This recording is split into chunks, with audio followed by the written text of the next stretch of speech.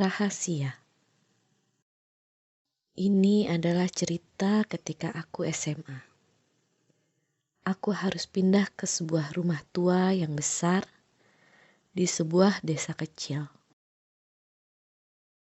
Rumah tersebut adalah rumah peninggalan kakekku. Keluarga ibuku menyebutnya rumah inti karena digunakan sebagai tempat berkumpul keluarga saat ada acara besar.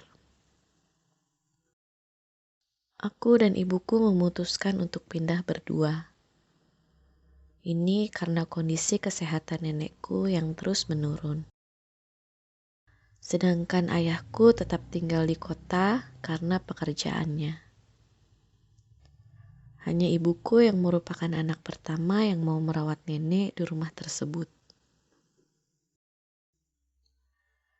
Nenekku tinggal di rumah yang berbeda. Rumah yang ditinggali nenek adalah rumah keluarga nenek saat nenek belum menikah dengan kakekku.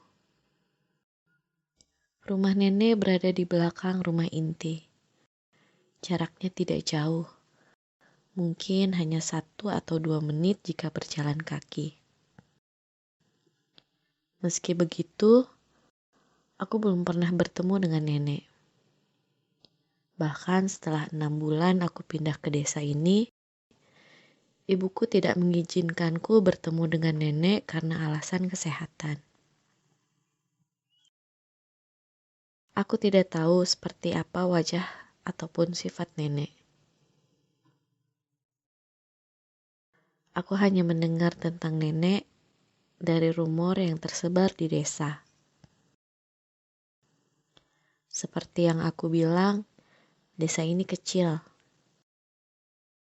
Tentu penduduk desa kenal dengan keluarga kami, khususnya nenekku.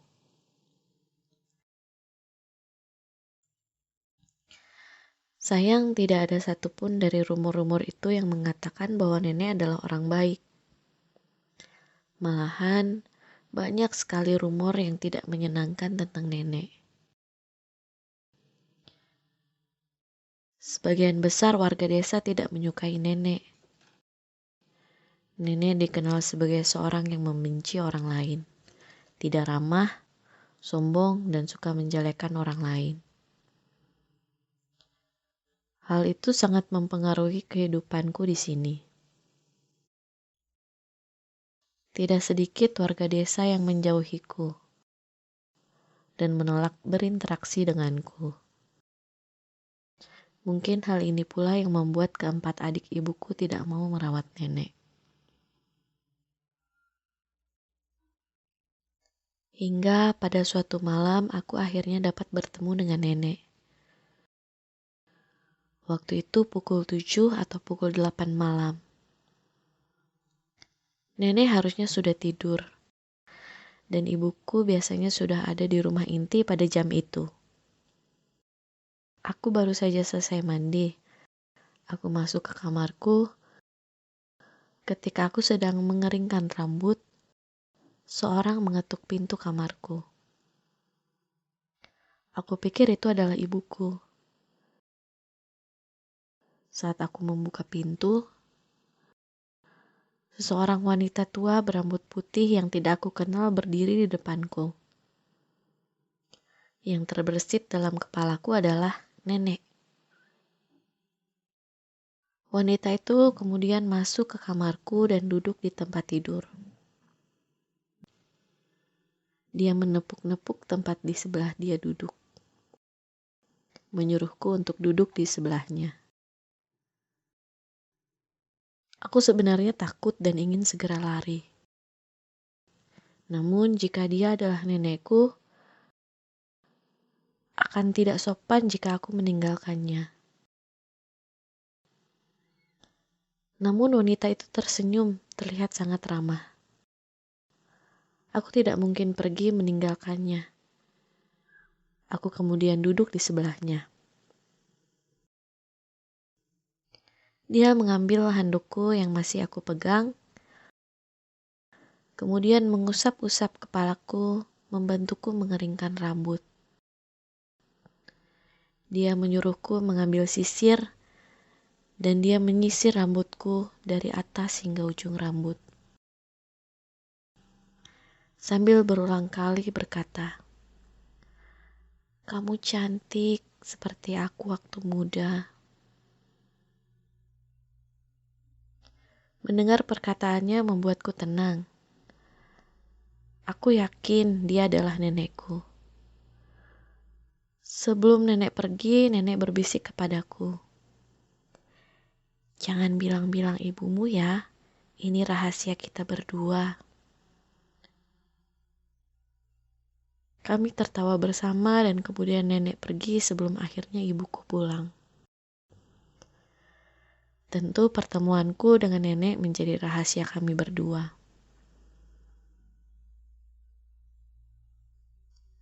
Beberapa kali nenek mengunjungiku di waktu yang sama. Menyisir rambutku sambil bercerita ketika nenek masih kecil. Sambil terus memujiku dengan berkata bahwa aku cantik seperti nenek ketika masih muda.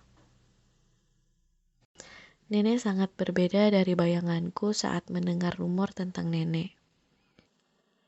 Nenek yang aku kenal sangat baik, bukan nenek yang membenci orang. Nenek yang aku kenal sangat ramah, tidak sombong dan tidak suka menjelek-jelekan orang. Suatu hari nenek menghampiri kamarku seperti biasa. Dia mengetuk kamarku dan aku membukanya. Yang tidak biasa adalah raut wajah nenekku kali ini terlihat sedih. Dengan tiba-tiba dia memelukku. Kemudian nenek mulai menangis sambil berkata, "Jangan mati, jangan mati." Sontak tangisan nenek membuatku ikut menangis. Aku pun membalas pelukannya. Dan kini nenek semakin erat memelukku sambil masih berkata, "Jangan mati, jangan mati." Tak lama tangisan nenek berhenti, lalu berbalik berjalan menuju pintu rumah. Aku yang masih tersendu-sendu refleks mengikuti nenek sampai pintu. Nenek terus berjalan keluar rumah, namun aku tidak berani mengantar nenek sampai rumahnya. Kami berpisah di pintu. Tidak lama setelah itu, ibuku datang sambil menangis dan berkata kepadaku, "Nenek baru saja meninggal." Hal itu membuatku sangat terkejut. Sekali lagi aku tidak bisa menahan tangisku. Keesokan harinya adalah hari berduka. Keluarga ibuku akan datang. Dan untuk pertama kalinya aku pergi ke rumah nenek. Ketika aku sampai, aku menghampiri jenazah nenek. Bukan. Ini bukan nenek yang hampir setiap malam menghampiriku. Wajahnya berbeda. Postur tubuhnya berbeda. Dan jelas bukan orang yang sama. Kesedihanku berganti kebingungan. Aku tidak ingin kembali ke rumah inti, aku ingin tetap bersama ibuku. Hingga keluarga ibuku tiba, tak ada satupun yang terlihat sedih.